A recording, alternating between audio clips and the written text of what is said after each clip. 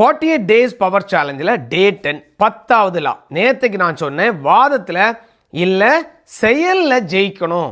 இன்னைக்கு நான் உங்களுக்கு சொல்ல வேண்டியது வாழ்க்கையை மாற்றக்கூடிய ஒரு லா. யார் கூட நீங்கள் இருக்கீங்கன்னு பற்றியது. ஒரு ரூமில் 10 பேர் சந்தோஷமாக இருக்காங்க. அதுக்குள்ளே ஒரே ஒருத்தர் வந்து தொடர்ந்து புகார் பண்ணிகிட்டே இருக்காரு.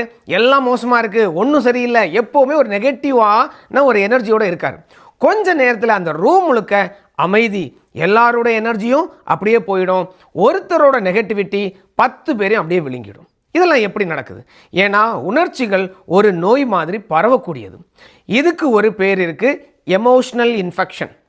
மகிழ்ச்சியும் பரவும், கவலையும் பரவும், வெற்றியும் பரவும், தோல்வி மனப்பான்மையில் இருக்கிறது கூட பரவக்கூடியது. புகழ்பெற்ற ஜிம் ரோன் ஒரு விஷயத்தை சொல்கிறாரு.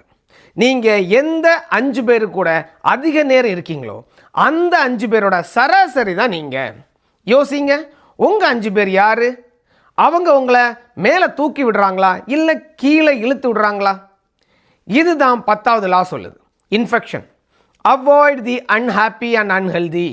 அதாவது எப்பவும் கவலையோட துரதிர்ஷ்டத்தோடு இருக்கிறவங்க கிட்ட இருந்து விலகி இருங்க. உங்களுக்கு தோணும் நான் அவங்கள காப்பாற்ற போகிறேன்ட்டு.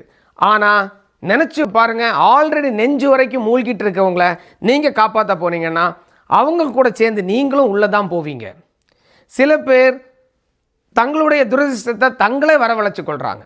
கூடவே உங்களுக்கு அதை கொண்டு வர்றதுக்கு வாய்ப்பு அதிகமாக இருக்குது.